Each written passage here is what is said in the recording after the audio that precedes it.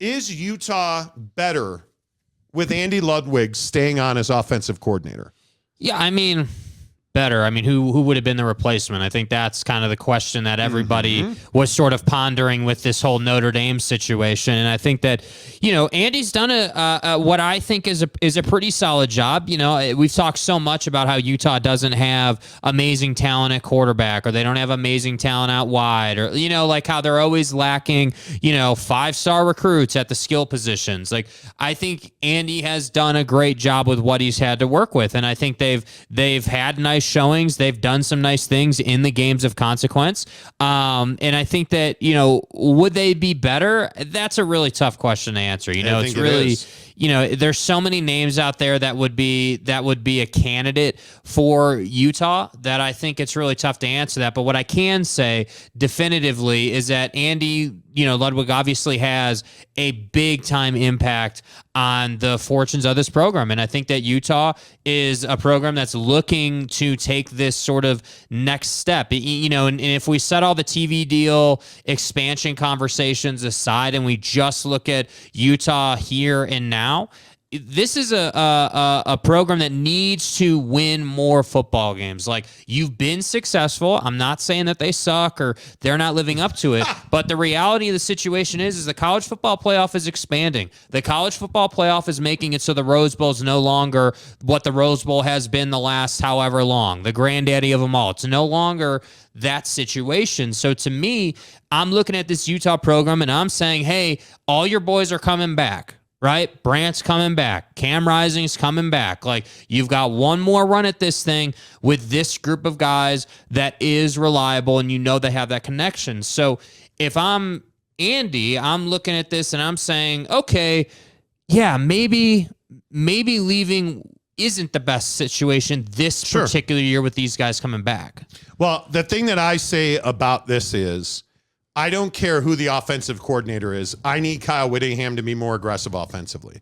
I want to see a more wide open offense. I think it's a huge win that you're getting so much veteran experience and skill positions back, that you're getting Cam Rising back at quarterback. Obviously is a big deal. That you are going to be able to have continuity with your offensive coordinator and your quarterback, and then you bring Brant Keithy back. Those are big wins for Utah, but those wins are lessened if you do not open up the offense a little bit. And I know we've talked about this with Kyle Whittingham for years. Is he a guy that wants to throw the football and win the biggest games? I think he's not, because you don't get a Tiger to go from stripes to spots. Right. He's not a guy that all of a sudden is going to throw the ball all over the yard. He is going to be a run-first ball control offense guy, and it's worked. They're back-to-back Pac-12 champions. Right, they've gone to the Rose Bowl 2 straight years. They have, they have had tremendous success under Kyle Whittingham. And maybe I'm just being a hater, I don't know.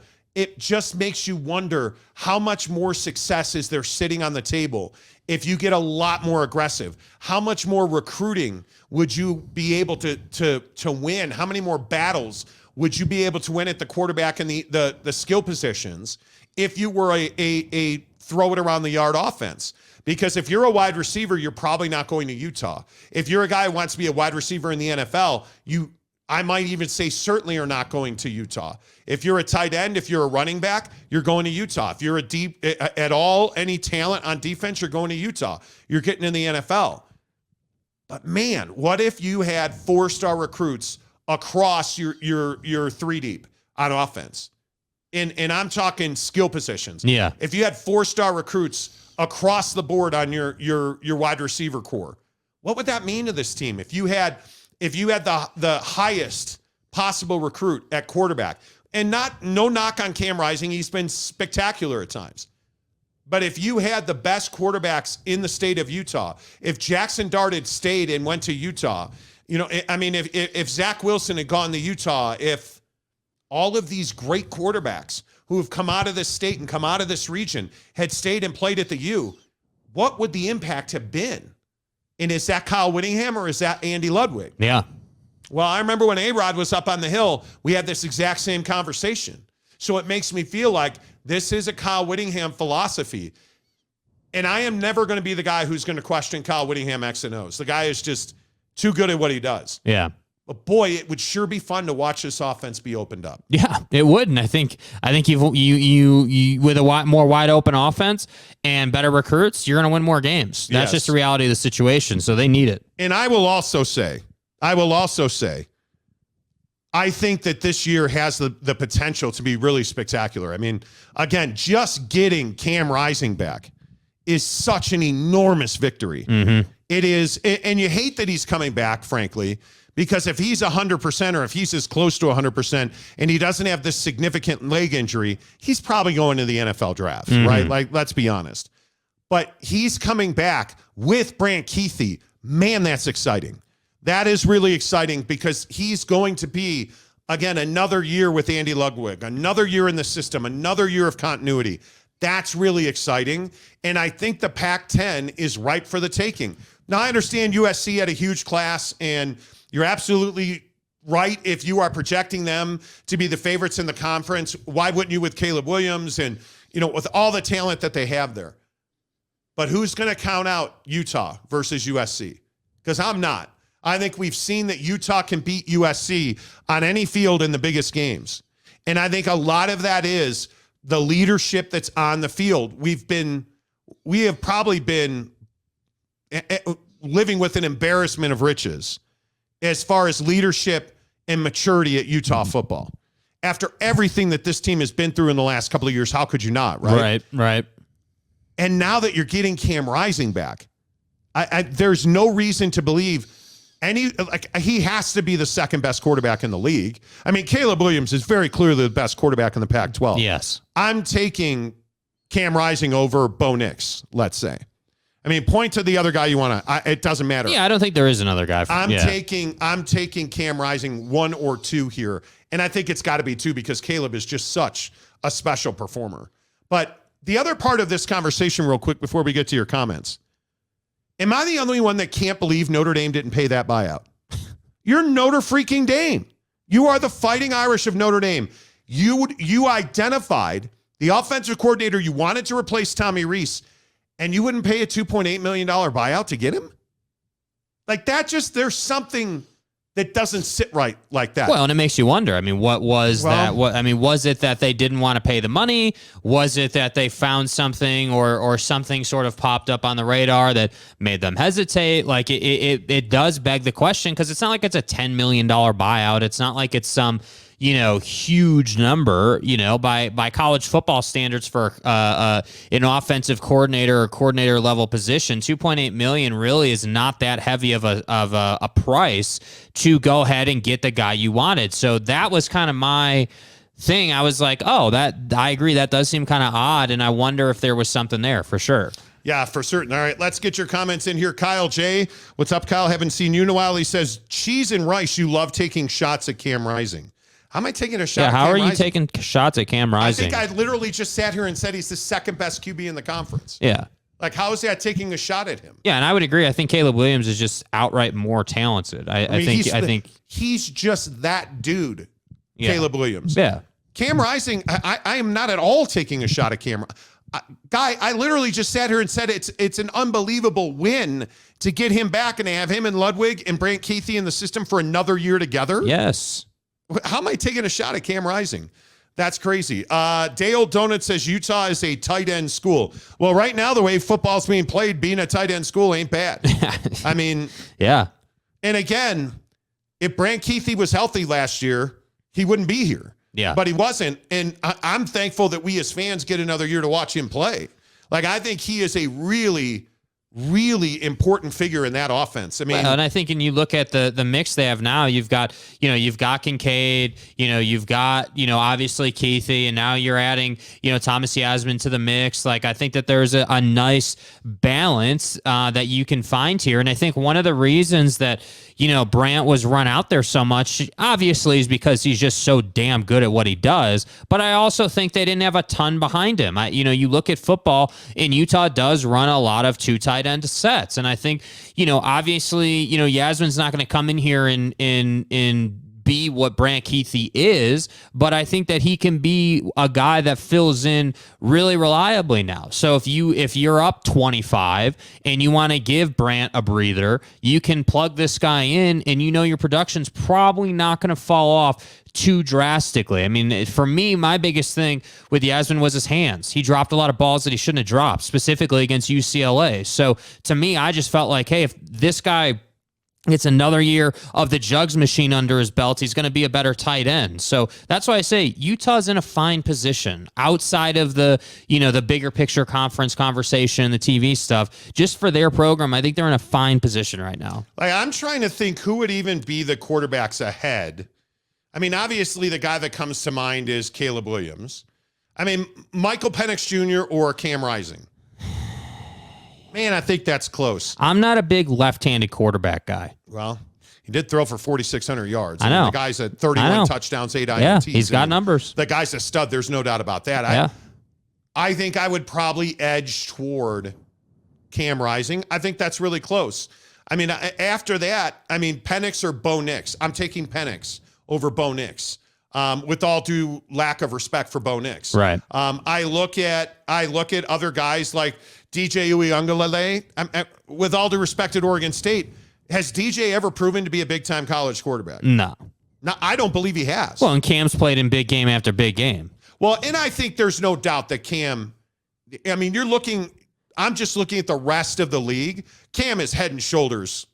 I think he's the number 2 quarterback in the league. It's Caleb and Cam and everybody else. And I know all the Oregon fans are going to be like, well, what about Bo Nix? Well, so the Washington fans who should be pissed at that, because I think Penix Jr. is a really, I'm surprised he came back to Washington. Yeah. I am really surprised. But, dude, I think Cam Rising has shown that he has the big game guts. Yeah. And I think, sure, could we go back and pick a game last year? Florida, the throw at Florida. Okay, great, cool. If Cam Rising has the football on the move to win the game, I'm feeling pretty good if I'm a Utah fan. Facts. Right? And I don't want to talk about Cam Ward or, like Shedeur Sanders is a guy that a lot of people are trying to push right now. Show you can play in a big program first. Right. I'm not putting him top 5 even in the Pac-12 right now. Is Shedeur Sanders at Colorado a hell of a quarterback? He is. But he also has never played at this level. We've never seen Shedeur Sanders perform at this level. So you don't put him in the conversation. You don't put Jaden Delore at Arizona in the conversation. Yeah. So if we're sitting here ripping, oh, you guys are taking shots, and if calling Cam Rising the number 2 quarterback in the Pac-12 taking a shot, I think you're probably a little too sensitive. Yeah. Come on. Like, what are we even talking about? Okay. All right. Okay. I feel better now. Okay. Now we can talk about darkness. Okay. We can talk about darkness retreats and oddities. Oh my God. Let's see. Tanner Plummer says Penix over Bo Nix, but Bo Nix is God's gift to football. Duck season even said so. Exactly right. Yeah. Exactly right. Tanner T says losing 2 Rose Bowl games in a row really, really hurts. It does. It's a kick in the bag. Yep. There's no way to spin that. And now you're not going to get another shot either. Well, I think I'm trying to be kind, and I just probably shouldn't be, but the only acceptable outcome is a college football playoff berth here. Yeah. That's the next progression. You've dominated the Pac-12. Utah, and this is the Amazon conversation. Nobody understands how good Utah football is. Utah football has dominated the Pac-12, and nobody knows it. Year after year. Nobody knows it. How do you fix that? Go compete for a national championship. Yep. And is that going to happen this year? Probably not. Probably not. I mean, it hurts, but, it is what it is. Greg Hawkins, the resident Ute expert on the show. We are so lucky to have destination-level coaches at Utah, considering we aren't really a destination-level school for athletics. Well, see, and I just disagree, bro. Like, that's precisely, and Greg, I'm not saying that you're wrong in that opinion, but I just disagree with it. Like, that's, to me, the problem with Utah. We're not a destination school. Yeah, you are. What happened to, hey, all our research money? What happened to, hey, winning Rose Bowls or at least making appearances, winning the Pac-12 the last 2 years? Like, you're, like, what happened is the tree fell in the forest and nobody was there to see it. I guess. That's what happened. I guess. Because you're playing on the Pac-12 networks that are irrelevant. They're irrelevant. How many people really saw? How on earth was USC ranked ahead of Utah at the end of the year? That's a slap in the face. Yeah. There's no way that can happen.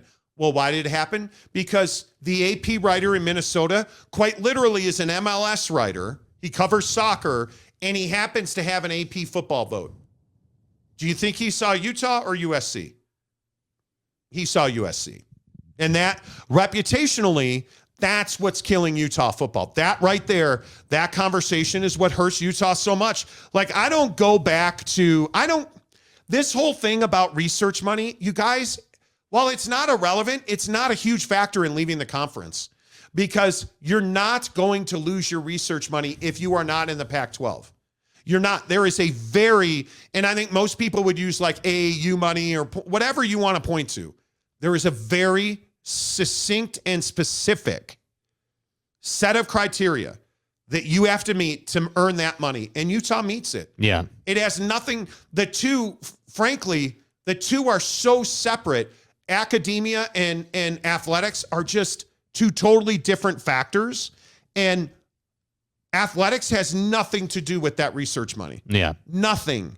Completely separate. We just look for so many reasons to be negative. What is there to feel bad about with Utah football other than the fact that the conference is crumbling around them?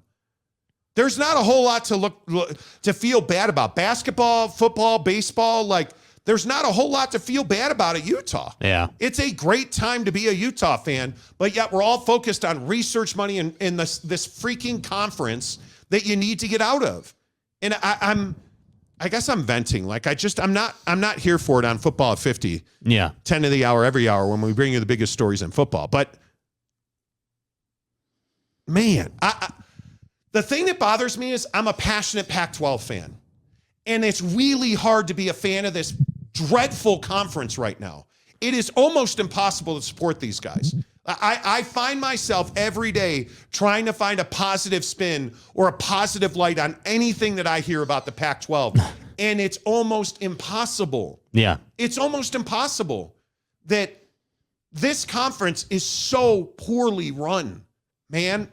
Like, how is it that George Kliavkoff is getting this wrong to the point where Larry Scott probably would have made a better decision already? That's unbelievable, but it's probably true. Somebody said that to me the other day. Larry Scott probably would have had this TV deal done. Now, it would have been for less than the Big 12, but you'd have had the TV deal done, or he would have had somebody expanding already. But what has Kliavkoff done? And I'm being totally serious. What is it that George Kliavkoff has done since he got here that's groundbreaking, that is difference-making, that has pushed the conference and the membership forward? Yeah, I don't know either. I can't think of anything this cat has done, and I'm sure it's there. I'm sure that he signed some new... No, I'm not doing it. Anyway, my point is, it's really frustrating. It's really frustrating to me that this conference can't get out of its own way. 100%. It is. Mark Hales, what's up, Mark? Good to see you, man. You guys do seem so much more lively and happier in the afternoons. Dude, it's a huge difference, bro. I mean, I am more awake. I will say that as it continues to be a blizzard in it's funny. Lake It's Tahoe, funny but what a bunch of bucked up and 2,500 calories in your system will do for your energy levels. Dude, I had the best lunch about an hour before the show. Mrs. Monty made us this wonderful little salad. We had like we split a turkey burger. Little mashed potato. Yeah, a little mashed potato. She even had like hard-boiled eggs on the salad. It was amazing. Yeah. It was amazing. I appreciate you saying so. Kyle J back in and says, Monty, your whole segment about Utah was negative yesterday. You came up with plenty of them. How was it negative? I said they need to leave the conference. Yeah. You've got to leave the conference. Yeah, don't try to spin. So here's what you're doing. You're trying to spin your opinion on what we're talking about into a negative opinion. And our opinion isn't negative. Our opinion has always been that Utah needs to leave the Pac-12 because the Pac-12 is not in a strong position. And that's not because we're saying the Pac-12 sucks. That's because there's no TV deal. There's no expansion. There's no way to safety. There's no life raft coming. There's just not. And that's not just us saying that now. You notice that, right? I think it's hilarious. We've been having this conversation for 6 months. about the TV deal and everything. And now everyone's starting to understand, oh, yeah, maybe there is no donut that's going to get thrown overboard to save Buddy who fell off the ship. And that would be the Pac-12. Like, that's not us being negative. That's the reality of the situation.